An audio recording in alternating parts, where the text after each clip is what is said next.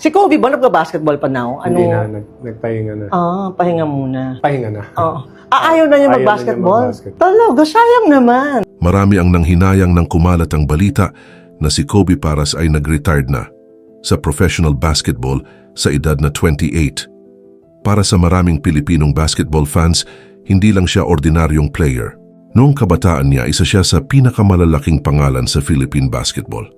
Matangkad, mabilis, athletic, at kilala sa mga explosive dunk, si Kobe ang isa sa mga player na talagang pinag-uusapan noon. Anak siya ng PBA legend na si Benji Paras, kaya maaga pa lang ay napakalaki na ng expectations sa kanya. Marami ang naniwalang siya ang magiging susunod na malaking pangalan ng Pilipinas sa international basketball. Pero habang tumatagal, nakita ng publiko na hindi palaging sapat ang talento, pangalan at hype para maging masaya ang isang atleta sa kanyang career.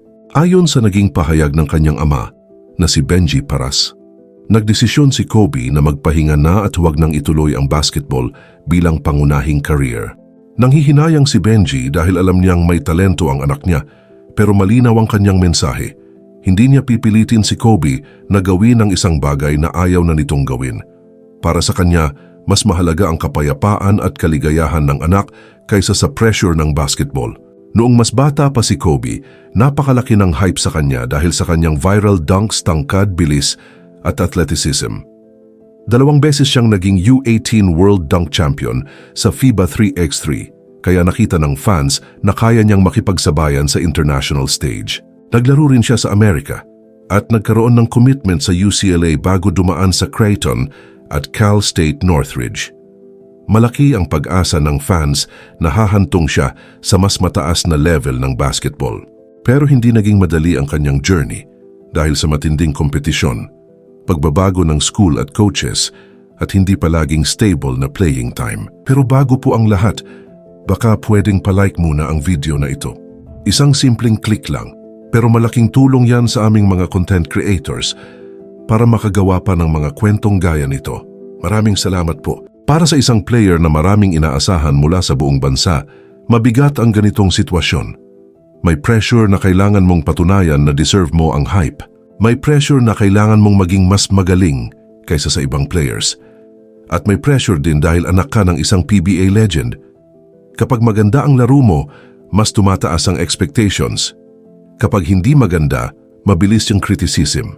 Bukod sa basketball, malaking factor din ang pagiging malayo sa pamilya at sa Pilipinas. Kapag bata ka pa at nasa ibang bansa, hindi lang laro ang iniisip mo. May homesickness, culture shock, loneliness, at pressure na patunayan ang sarili. Sa ganitong sitwasyon, pwedeng unti-unting maubos ang energy at passion ng isang player. Ang burnout ay hindi lang pagod sa katawan. Maaari rin itong pagod sa isip, pagod sa expectations at pagod sa pakiramdam na kailangan mong patunayan ang sarili araw-araw. May mga naging pahayag si Kobe noon tungkol sa hirap ng mental health at sa epekto ng pressure sa kanya. Mahalaga itong maintindihan dahil madalas iniisip ng ibang tao na kapag atleta ka, sikat ka, may talento ka at may opportunities ka, dapat masaya ka na palagi. Pero hindi ganoon kasimple ang totoong buhay. Pagkatapos ng kanyang mga karanasan sa US, bumalik siya sa Pilipinas at naglaro para sa UP Fighting Maroons.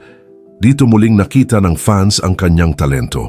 Naging exciting siyang panoorin dahil sa kanyang athleticism, dunks, depensa, at kakayahang gumawa ng highlight plays. Sa UAAP, ipinakita niyang kaya niyang maging malaking factor sa isang team. Naging bahagi rin siya ng UAAP Mythical 5 noong season 82. Patunay na mataas pa rin ang level ng laro niya. Maraming fans ang naniwala noon na ito na ang simula ng mas stable niyang career. Para sa iba, pwede siyang mag-PBA, maging regular sa Gilas Pilipinas o bumalik sa international leagues.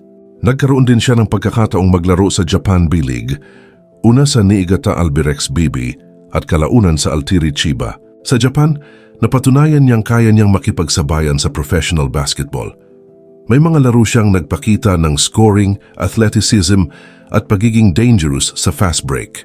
Isa sa mga madalas maalala ng fans ay ang kanyang magandang laro laban sa San N. Neo Phoenix noong 2021 kung saan nagtala siya ng 21 points para sa Niigata. Para sa marami, iyon ang klase ng performance na nagpapaalala kung bakit napakalaki ng potensyal niya. Pero hindi rin naging simple ang kanyang Japan journey. Dumaan siya sa limitadong playing time, pagbabago ng role at adjustment sa professional system. Noong 2023, nagtapos ang kanyang stint sa Altieri Chiba sa pamamagitan ng mutual agreement. Mula noon, unti-unti siyang lumayo sa professional basketball. Marami ang umasa na baka bumalik siya sa Japan, sumali sa PBA draft o maglaro sa ibang local league. May mga panahon ding lumabas ang balitang open siyang bumalik sa basketball at nagtitraining pa. Pero sa huli, hindi siya nag-apply sa PBA rookie draft. Para sa fans, isa ito sa pinakamalaking what-if moments ng kanyang career. Maraming nagtatanong, paano kung nag-PBA siya? Paano kung nakakuha siya ng tamang coach, tamang team at tamang system? Paano kung nagkaroon siya ng mas mahabang panahon para mahanap muli ang love niya sa laro? Pero sa huli, si Kobe ang may karapatang magdesisyon kung gusto pa ba niyang bumalik sa court. Hindi pwedeng ang fans, bashers o kahit ang pamilya ang magdikta kung ano ang dapat niyang gawin sa buhay niya. Kaya rin siya madalas ikumpara sa kanyang ama na si Benji Paras. Si Benji ay isa sa pinakamatagumpay na players sa kasaysayan ng PBA at ang nag-iisang player na nanalo ng Rookie of the Year at MVP sa parehong season. Dominante siya sa ilalim, malakas, athletic at may matibay na legacy sa Philippine basketball. Si Kobe naman ay ibang klase ng player. Siya ay wing player, mas modernong style, mas explosive sa fast break at mas kilala sa dunking at perimeter attacks. Pero dahil pareho silang paras at parehong basketball players, hindi na iwasan ang comparison. Para sa iba, mas mabigat ang naging pressure kay Kobe dahil hindi lang siya hinusgahan bilang sarili niyang player. Madalas siyang hinusgahan bilang anak ni Benji Paras. May mga bashers na nagsasabing sayang ang kanyang talento, puro hype o madaling sumuko. May iba ring nagsasabing mas pinili niya ang showbiz, negosyo, fashion at personal na buhay kaysa basketball.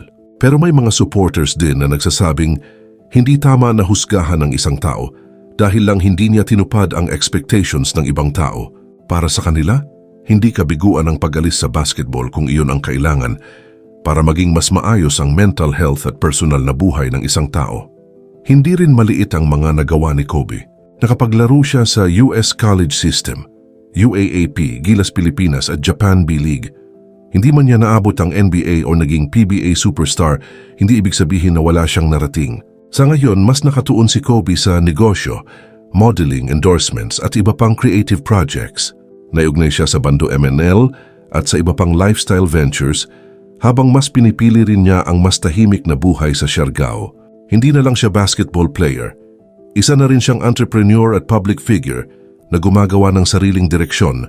Maraming nang hinayang sa potensyal niya, pero kung mas pinili niyang mamuhay ng payapa at totoo sa sarili, dapat igalang ang desisyong iyon. Dahil ang tagumpay ay hindi lang nasusukat sa trophies, kundi sa pagpili ng buhay na gusto mo.